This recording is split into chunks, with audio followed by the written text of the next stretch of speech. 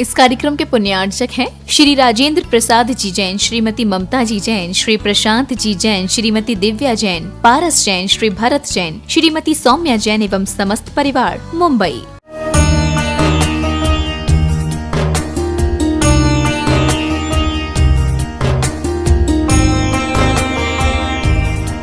अहिंसा परमो धर्म की, महावीर भगवान की, प्रातः स्मरणे परम पूजाचार्य गुरुवर श्री विद्यासागर जी मुनि महाराज की जय।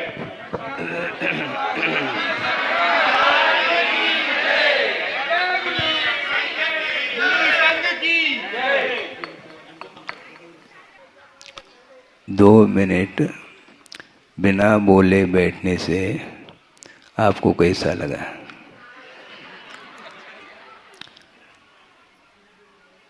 शांति का अनुभव जो होता है वह मौन रहने में होता है, और आप लोग मौन रह नहीं सकते। कोलाहल शोरगुल करते हैं तो उसमें बिल्कुल शब्द प्रदूषण जिसको बोलते हैं, ध्वनि प्रदूषण, उसके माध्यम से शांति नहीं मिलती। मन को स्थिर करना बहुत कठिन होता है। इच्छाओं को रोकना बहुत कष्ट साध्य होता है। इच्छाएं रुकती नहीं, और देव गुरु शास्त्र की आराधना करते समय भी यदि आपका मन स्थिर नहीं है तो वो क्रियाएं मात्र हो करके रहती हैं। एक अच्छा प्रसंग आपके सामने रख रहा हूँ। आचार्य महाराज विहार करके पाटन ग्राम पहुंच गए, अथवा उसके पास एक तेंदुखेड़ा है।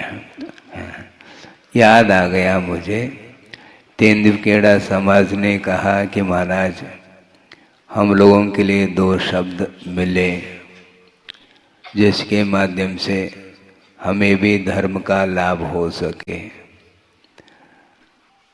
तो गुरुदेव ने एक बहुत मार्की की बात कही है, उनका आश्रय पकड़ना बहुत कठिन होता है, लेकिन हमें तो पकड़ में आ जाता। आप लोग आप जानो। उन्होंने ये कहा कि भगवान भी भक्त से प्रसन्न होते हैं। एक व्यवहार की भूमिका में बात कही जा रही है। वैसे भगवान किसी से बोलते नहीं, वो बोलना प्रारंभ कर जाए तो मान लो वो स्वयं ही परेशान हो जाएंगे आप लोगों से, इसलिए वो कभी बोलते नहीं। फिर भी गुरुदेव का भाव ये था कि भक्त से भगवान भी प्रसन्न हो सकते हैं। उनका आशय ये था कि भगवान प्रसन्न होने का अर्थ क्या है, और आप लोगों से भगवान प्रसन्न जो होते हैं, भगवान की पूजन से वह भगवान प्रसन्न होते हैं ऐसा नहीं, ये ध्यान रखें। क्या कहा? भगवान की पूजा, भगवान का अभिषेक, उनकी स्तुति, उनकी वंदना आदि करने से भगवान प्रसन्न होते हो ऐसा नहीं। तो महाराज फिर भगवान किससे प्रसन्न होते हैं? तो आचार्य महाराज ने ये कहा था कि भगवान आज्ञा के पालन करने से प्रसन्न होते हैं। बात आ गई समझ में? इसीलिए क्योंकि एक आज्ञा सम्यक्त हुआ करता है। भगवान वैसे कुछ भी नहीं चाहते हम लोगों से, किंतु विश्व का कल्याण हो इस उद्देश्य को लेकर के ही उन्होंने पूर्व जीवन में तीर्थंकरों के सानिध्य अथवा केवली श्रुत केवली के पाद मूल में षोडश कारण भावनाओं के माध्यम से तीर्थंकर प्रकृति का बंध किया, और जब उसका उदय आता है तो समूह शरण की रचना होती है। तीर्थंकर प्रकृति का बंध जो हुआ वह किन परिणामों से हुआ है?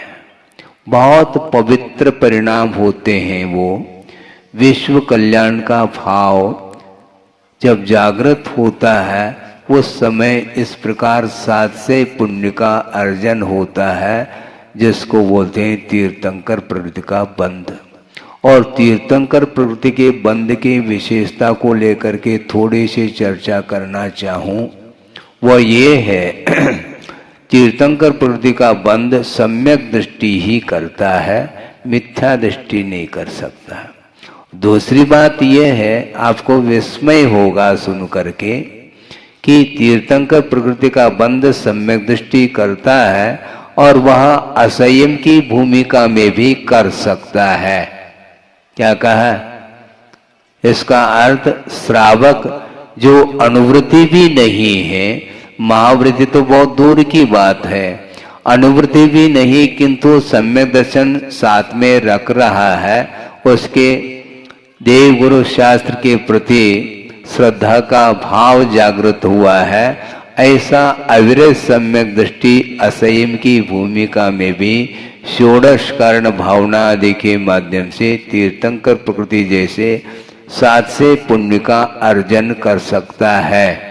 फल की ओर दृष्टि संसारी प्राणी की ज्यादा जाती है। इस प्रकार करने से क्या फल मिलता है महाराज, क्या फल मिलता? आपकी दृष्टि में फल ही लटक रहा है, धार्मिक कुछ ऐसी भी क्रियाएं हमें देखने को मिलती हैं, उन क्रियाओं में उसको क्या बोले, किन शब्दों में बोले, बताओ? यही तो कहना चाह रहा हूं मैं। हाँ, ये तो चैनल, क्या चैनल है, हम समझ चैन है नहीं है। आप उपदेश देने के लिए निवेदन कर रहे हैं और फोटो उतार रहे हैं। फोटो उतारने में क्या, भगवान के जब दर्शन करते हैं उस समय भी फोटो सामने आ जाता है। ये कुछ ऐसी क्रियाएं हो रही हैं वर्तमान में, आधुनिक संसाधन जो मिले हैं उसका सदुपयोग नहीं हो पा रहा है, मिसयूज हो रहा है। कम से कम धार्मिक क्रियाओं को इन सारे विकल्पों से दूर हो करके यदि करते हैं तो पुण्य का अर्जन विशेष रूप से हो सकता है। आपका भाव देव गुरु शास्त्र के आराधना के रूप में होना चाहिए। उपयोग आपका स्थिर नहीं है तो मात्र शरीर भर बैठा हुआ है, और मान लो आप उपदेश सुन भी रहे हैं, इसी बीच मान लो मोबाइल बज जाता है तो फिर उठ करके बाहर चले जाते हैं महाराज, और क्या करना है? तो इसी का नाम तो आकुलता है। पूजन अर्चन देव वंदन आदि करते समय बहुत अल्पकाल अवसर रहता है, उसमें भी ये सारे विकल्प लेकर के आप लोग बैठ जाते हैं। इसलिए जिस मात्रा में, जिस परसेंटेज में पुण्य का अर्जन होना चाहिए वो नहीं हो पाता। इसलिए गुरुदेव का ये कहना है कि आप लोग भगवान को प्रसन्न करना चाहते हैं, वह प्रसन्न होते हैं, किंतु आप उनको प्रसन्न नहीं कर पाएंगे।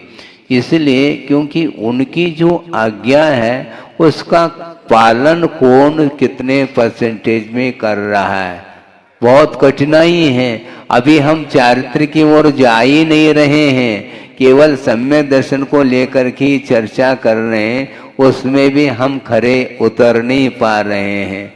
इतनी इच्छाएं, लौकिक इच्छाओं को लेकर के संसारी प्राणी कार्य करता है, इसलिए वह सही मायने में धर्म की आराधना नहीं कर पाता है। गुरुदेव ने एक बार बात कही थी स्वाध्याय के दौरान, उसको आपके सामने रखूं तो आपको भी आश्चर्य लगेगा।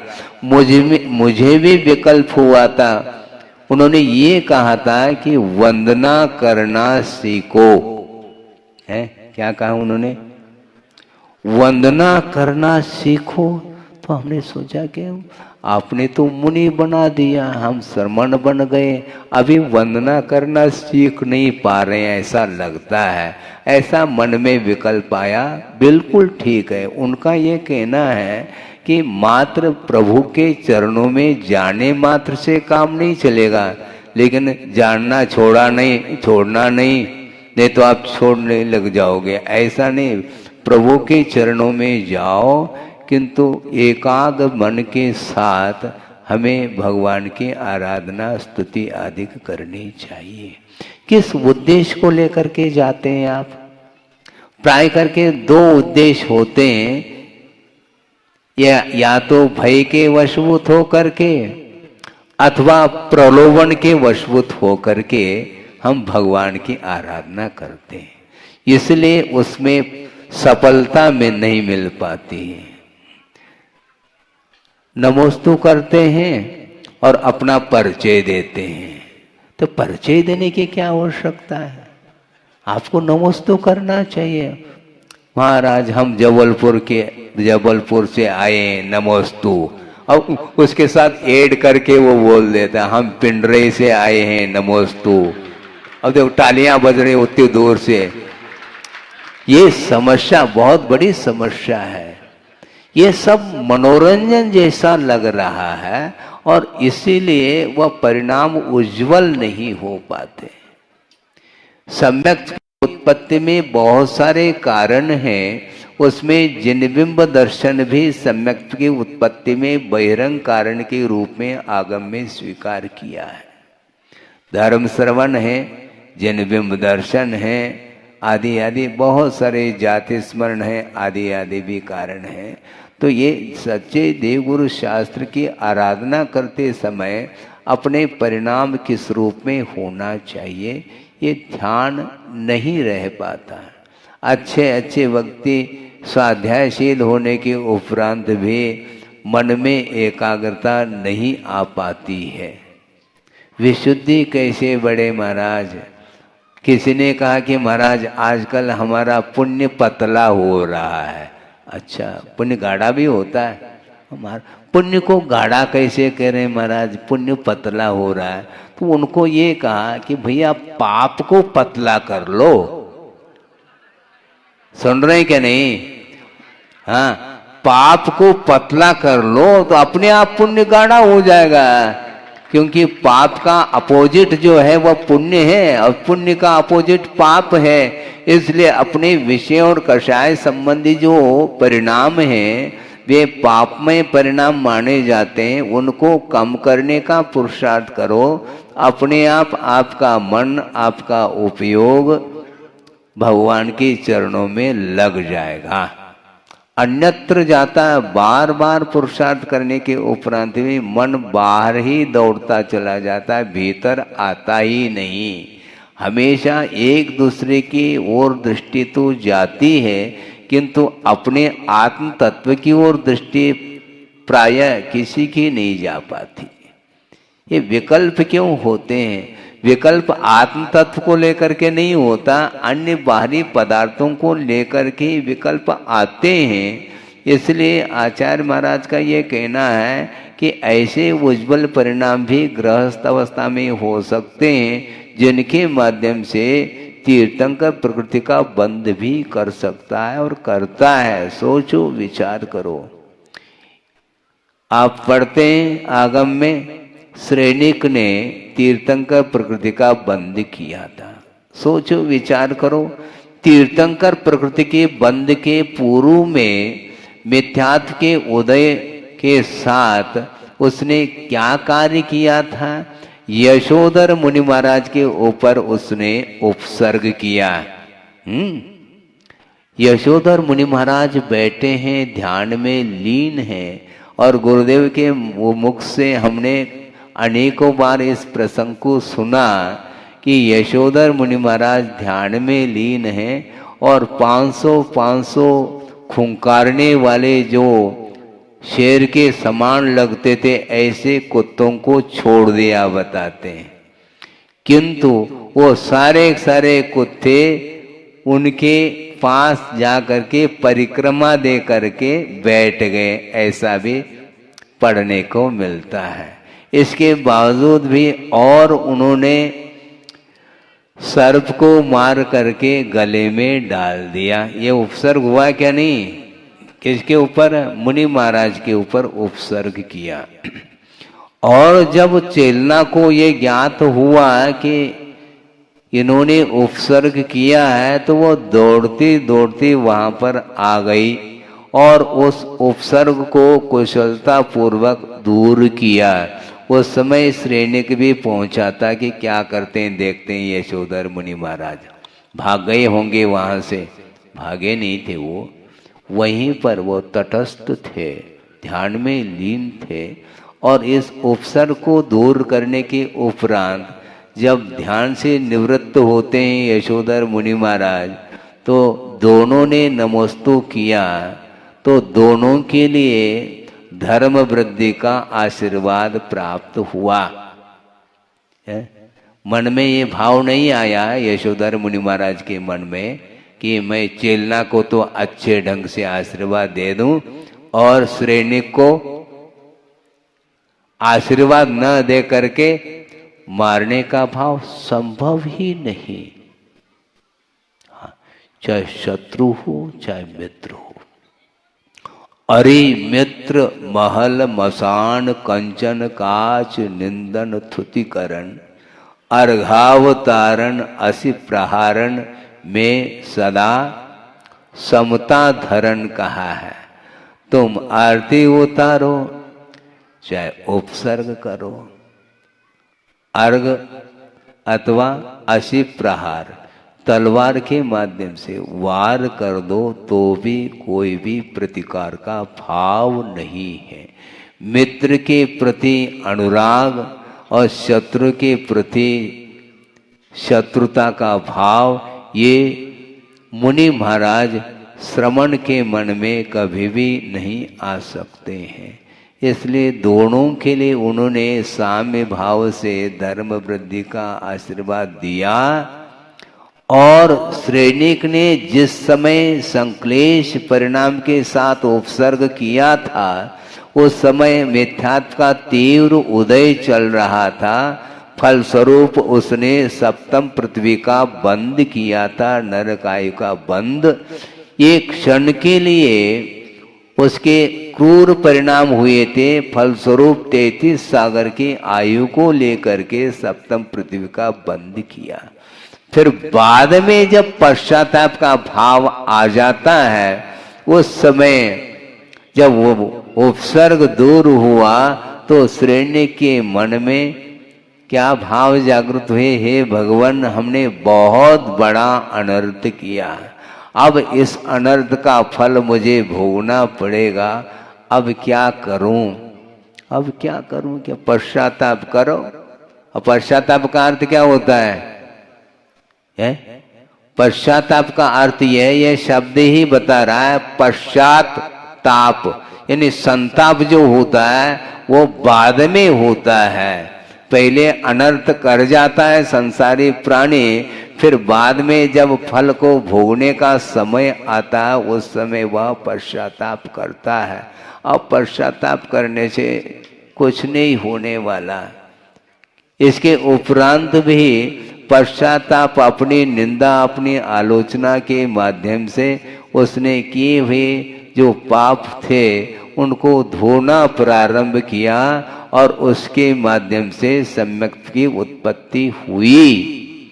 और सम्यक दर्शन होने के उपरांत उसने सप्तम पृथ्वी का जो बंद किया था वो धीरे धीरे उसकी आयु घटती गई। कहाँ तक घटती गई? घटती घटती घटती मात्र 84,000 वर्ष रह गए। इतना सारा अपकर्षण हो गया और सम्यक की उत्पत्ति के उपरांत उसको क्षायिक के रूप में परिवर्तित कर लिया ने क्षायिक सम्यक को भी प्राप्त कर लिया और केवली श्रुत केवली के पाद मूल में तीर्थंकर प्रकृति का बंद किया है। एक विशेष बात आपके सामने रखूं, सोचो विचार करो। चेलना रानी ने तो क्या किया? उपसर्ग को दूर किया और श्रेणिक ने उपसर्ग किया था, किंतु बाद में आत्मग्लानि हो गई और पश्चाताप के फलस्वरूप सम्यक के साथ साथ क्षायिक सम्यक के साथ साथ तीर्थंकर प्रकृति का बंद किया। जबकि कायदे से देखा जाए चेलना रानी को तीर्थंकर प्रकृति का बंध हो जाना चाहिए था, लेकिन नहीं हो सकता, क्योंकि योग्यता बहुत बड़ी चीज है। सप्तम प्रतीक का बंद करने के उपरांत भी बाद में ऐसे पवित्र भाव हो गए उस सैनिक में कि उसने इतना बड़ा काम कर लिया कि 84,000 वर्ष के बाद इसी धरती पर महापद्म नाम के तीर्थंकर होंगे। इसको बोलते हैं योग्यता। सोचो विचार को, श्रमण नहीं बने और गृहस्थ अवस्था में ही सम्यक की महिमा और तीर्थम प्रकृति के बंध के योग्य परिणाम, ये बहुत पवित्र परिणाम माने जाते हैं। मैं इसलिए कहना चाहता हूं कि एक क्षायिक सम्य दृष्टि मान लो श्रमण है, किंतु कोई अनिवार्य नहीं, कोई नियामक नहीं कि वह तीर्थंकर प्रकृति का बंध कर ले। कर भी सकता और नहीं भी कर सकता, किंतु गृहस्थ अवस्था में भी वह तीर्थंकर प्रवृत्ति के बंध के योग्य उज्जवल परिणाम कर सकता है। सोचो विचार करो, इसमें प्रदर्शन नहीं है, दर्शन है।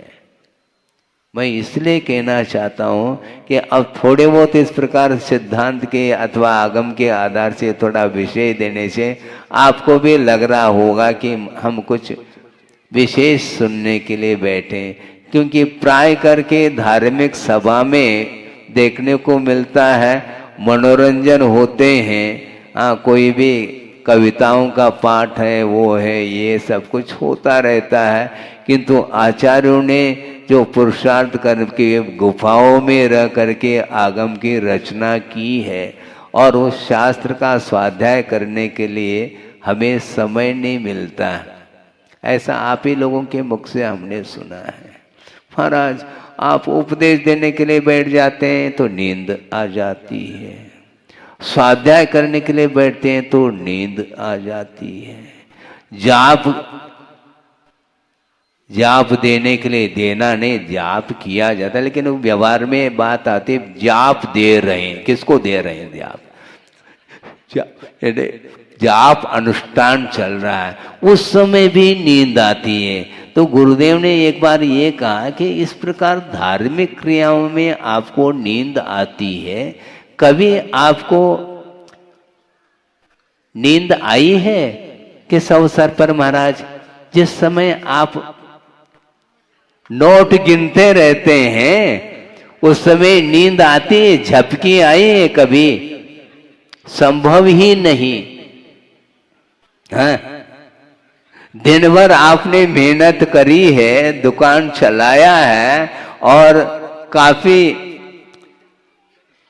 है, बोलो तो, हाँ, प्रॉफिट, इनकम काफी मात्रा में, और शाम को रात में बैठ करके बंद करके, हाँ, लाइट जला करके, भीतर अकेले कोई रहते नहीं वहां पर, हाँ, अपने परिवार के लोग भी नहीं रहते, लड़के बच्चे भी नहीं रहते, और अकेले नोट गिनते रहते हैं। उस समय कभी, क्योंकि दिन भर श्रम किया ना, एक्सर्शन काफी हुआ है, तो झपकी आ जाए, संभव नहीं है। तो नोट गिनते समय तो झपकी नहीं आती, और भगवान के पूजन अर्चन उपदेश आदि सुनते समय, आपको माला आदि जाप करते समय नींद आती। इसका अर्थ है कि आपकी रुचि नहीं है, धर्म के प्रति रुचि नहीं होने के कारण ये सारे बातें होती हैं। इसलिए आप भगवान को प्रसन्न करना चाहो तो भगवान कभी भी आपकी पूजा से प्रसन्न नहीं होते। आपकी पूजा से वो पूज्य बने हैं ऐसा नहीं, वो अपनी साधना के माध्यम से उनमें पूज्यता आई है। उनकी पूजन करने का तात्पर्य या प्रयोजन ये है कि भगवान आपने जिस पद को प्राप्त कर लिया है, साधना के माध्यम से मोक्ष मार्ग पर आरूढ़ हो करके निर्दोष रत्नत्रय की आराधना के माध्यम से जिस पद को आपने प्राप्त कर लिया है, उसी पद को प्राप्त करने की इच्छा को लेकर के ही मैं आपके चरणों में आया हूँ।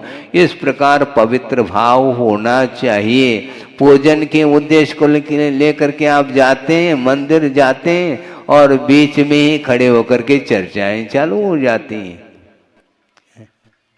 पूजन करना प्रारंभ कर लिया, बीच में ही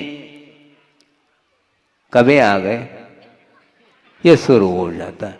कौन कौन आए हैं, फिर बाद में जलम। अब क्या है ये भी, कभी भी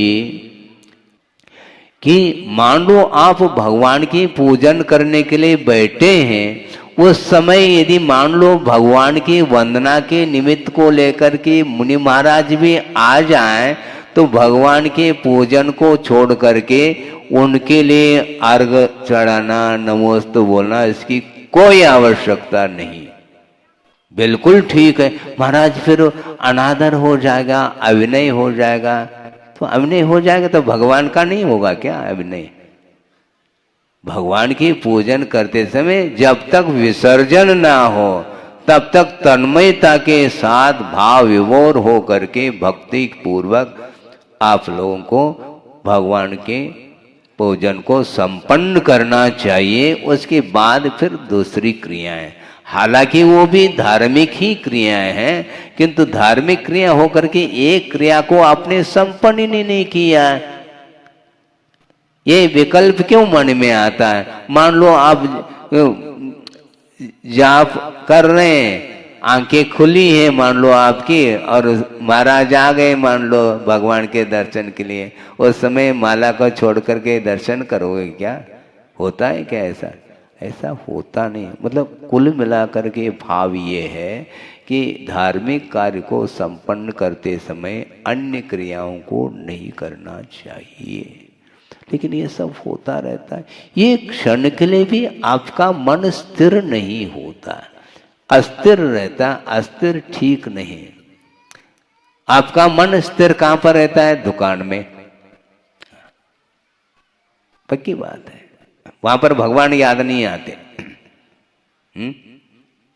वहां पर भगवान याद आ ही नहीं सकते।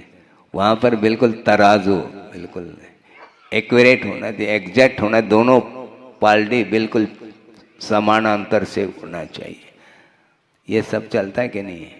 तो सांसारिक कार्य तो आप लोगों के बिल्कुल लगन के साथ, रुचि के साथ होते रहते हैं, किंतु कुछ क्षण के लिए भी यदि मान लो पवित्र भाव के साथ भगवान की, गुरुओं की आराधना उपासना करते हैं, तो उसके माध्यम से ही पुण्य का अर्जन हो सकता है। पुण्य का अर्जन खेल नहीं है। हालांकि कई प्रकार के पुण्य होते हैं जो जैन धर्म से कोई परिचय जिसको नहीं है, अन्य कुल में उत्पन्न हुआ है, वह भी थोड़े बहुत यदि मान लो कषाय को मंद कर देता है, उसके फल स्वरूप भी पुण्य का अर्जन कर सकता है, इसमें बाधा नहीं। किंतु आचार्य महाराज ये कहना चाहते हैं, हमें उस प्रकार के पुण्य का अर्जन करना चाहिए जिस पुण्य के माध्यम से पाप का क्षय हो सके। क्योंकि एक बार उन्होंने ये कहा था कि पाप मल है। क्या है? पाप मल है और पुण्य जल है। पुण्य जल है और पाप मल है। मल को जो धोया जाता है वह जल के द्वारा धोया जाता है, मल को मल के द्वारा धोया नहीं जाता। इसलिए पाप को यदि मान लो धोना चाहते हैं, अनंतकालीन मोह के कारण जो पाप का अर्जन हुआ है उसको धोना चाहते हैं, तो निश्चित रूप से पवित्र परिणाम करो जिसके माध्यम से पुण्य का अर्जन होता है, तो उसके माध्यम से पाप के क्षय करने के लिए उसका सहयोग मिल जाता है।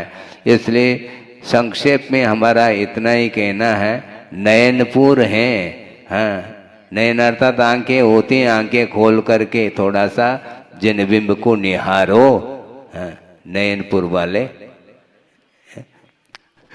नाम से बहुत आप लोगों को पता नहीं क्या मिलता है, एकदम प्यास बुझ जाती है नाम लेने से। नयनपुर है, पिंडरई है, अरे महाराज ये तो धर्मानुराग है महाराज। हाँ रखो, ठीक है, धर्मानुराग होना चाहिए, लेकिन प्योर होना चाहिए, बिल्कुल पक्की बात, बिल्कुल मिक्सिंग नहीं। अच्छे परिणाम करो जिसके माध्यम से उत्थान हो सके, और अपने परिवार में जो छोटे छोटे बच्चे हैं उनके ऊपर भी धार्मिक संस्कार आप लोगों को देना चाहिए। युग ये आधुनिक युग है, जो संसाधन मिल रहे हैं उनके माध्यम से परिवार का अथवा समाज का, देश का विकास नहीं होता, बल्कि उसके माध्यम से पतन होता है।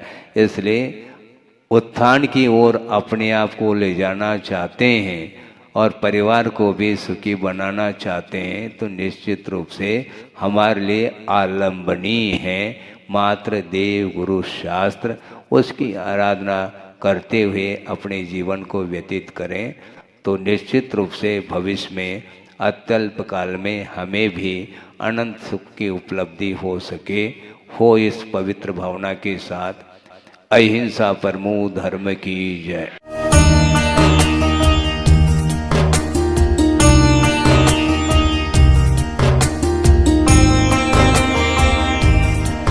परम पूज्य संत शिरोमणि आचार्य श्री विद्यासागर जी महाराज भारतीय श्रमण संस्कृति के एक ऐसे महान साधक थे जिनके ज्ञान, ध्यान और तप की चर्चा युगों युगों तक सारे विश्व में होती रहेगी। किसी ने उन्हें चलता फिरता तीर्थ कहा तो किसी ने तीर्थंकर, पर सच में तो वे चारित्र, ज्ञान, तप और वात्सल्यता में ऐसे श्रेष्ठ संत थे जिन्होंने भारतीय संस्कृति के संरक्षण और संवर्धन के साथ साथ सदैव सामाजिक समरसता का पक्ष लिया और अपने प्रभाव और प्रताप से जैन ही नहीं बल्कि विभिन्न धर्मों को मानने वाले लाखों करोड़ों लोगों के दिलों में अपना स्थान बना लिया। किंतु आज जब आचार्य भगवान देह रूप में हमारे साथ नहीं हैं, लेकिन उनके जैसे ही कठोर तपश्चर्या एवं प्रबल अनुशासन से पल्लवित संस्कारों की झलक देखने को मिलती है, उनके प्रथम आज्ञानुवर्ती शिष्य परम पूज्य नवाचार्य श्री 108 समय सागर जी महाराज में,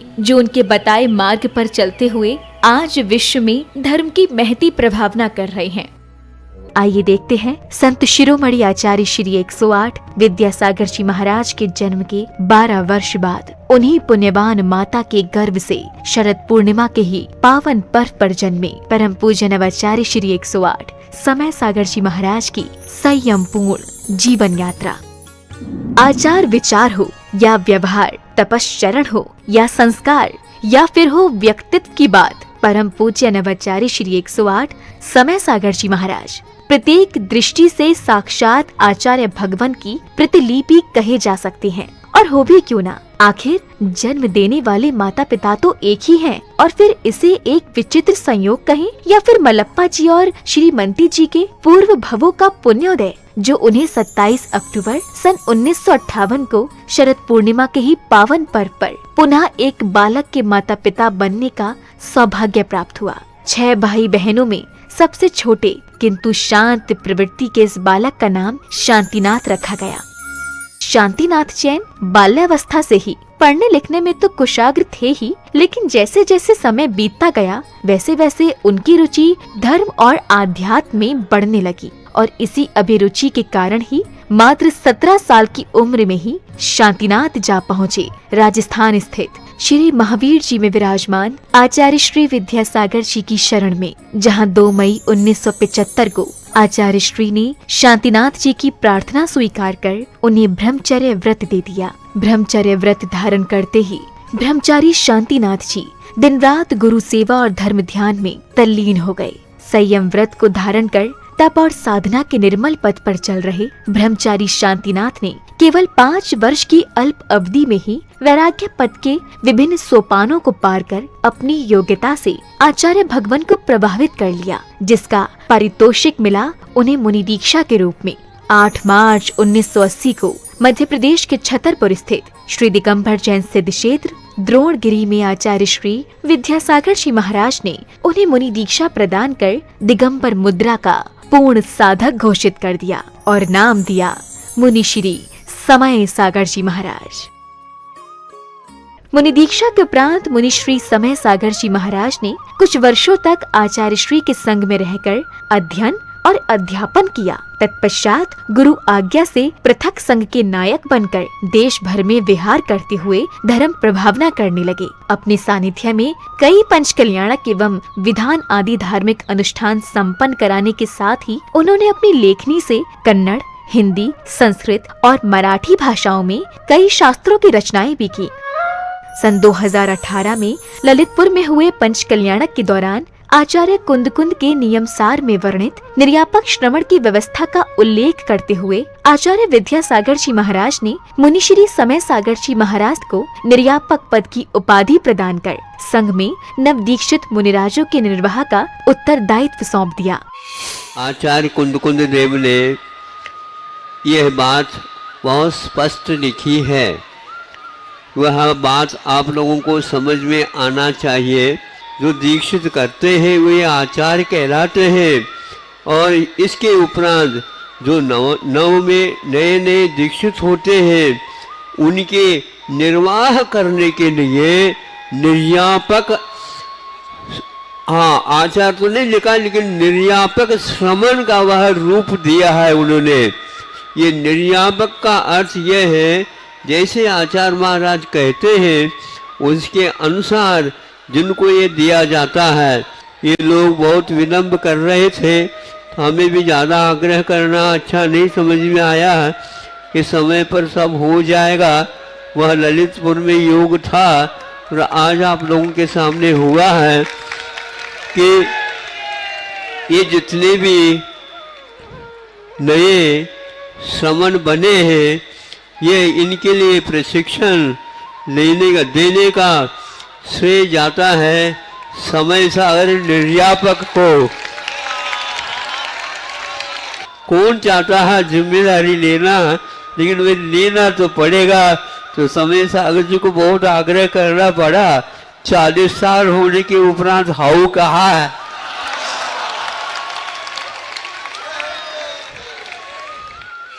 समय अपनी गति से चलता रहा। छत्तीसगढ़ के डोंगरगढ़ स्थित चंद्रगिरी तीर्थ में विराजमान आचार्य श्री विद्यासागर जी महाराज ने 6 फरवरी के ही दिन आचार्य पद के लिए निर्यापक श्रमण मुनि श्री समय सागर जी महाराज को चुन लिया एवं अपनी समाधि से 3 दिन पूर्व 15 फरवरी 2024 को आचार्य पद का त्याग कर पूर्ण संलेखना की ओर अग्रसर हो गए। आचार्य भगवान की आज्ञानुसार निर्यापक श्रमण मुनि श्री समय सागर जी महाराज ने 16 अप्रैल 2024 को दमोह के कुंडलपुर में समस्त आचार्य संघ एवं देश भर के जैन समाज की उपस्थिति में पूज्य गुरुदेव के उत्तरदायित्वों के निर्वहन के लिए आचार्य पद स्वीकार कर लिया। पूज्य नवाचार्य समय सागर जी महाराज की। अंततः ये कहा जा सकता है कि आज का दिन केवल एक पर्व ही नहीं बल्कि स्वर्णिम अक्षरों से लिखित एक ऐसा अध्याय है जो विश्व के धार्मिक इतिहास में सदा ही अमर रहेगा। ये मात्र एक संयोग नहीं बल्कि पूरे समाज का पुण्य है जब एक ही दिन जन्मे गृहस्थ जीवन के 2 भाइयों ने गुरु शिष्य के रूप में परिवर्तित होकर धर्म उत्थान को अपना कर्तव्य माना और इसे परम पूज्य संत शिरोमणि आचार्य श्री 108 विद्यासागर जी की कठोर तपश्चर्या एवं संस्कारों का ही परिणाम कहेंगे, जो आज नवाचार्य श्री समय सागर जी महाराज भी उनकी अक्षुण्ण परंपरा का निर्वहन करते हुए धर्म की प्रभावना कर रहे हैं। आज पूरे विश्व का जैन समाज ये आशा कर रहा है कि परम पूज्य नवाचार्य श्री समय सागर जी महाराज भी संत शिरोमणि आचार्य श्री विद्यासागर जी महाराज के बताए मार्ग पर चलकर उन्हीं की भांति धर्म उत्थान का कार्य करते हुए समाज को एक नई दिशा प्रदान करेंगे। एक बार पुनः धर्म के महान उन्नायक परम पूज्य नवाचार्य श्री समय सागर जी महाराज के चरणों में हमारा त्रैबार नमोस्तु। नमोस्तु भगवन, नमोस्तु भगवन। इस कार्यक्रम के पुण्यार्चक थे श्री राजेंद्र प्रसाद जी जैन, श्रीमती ममता जी जैन, श्री प्रशांत जी जैन, श्रीमती दिव्या जैन, पारस जैन, श्री भरत जैन, श्रीमती सौम्या जैन एवं समस्त परिवार, मुंबई।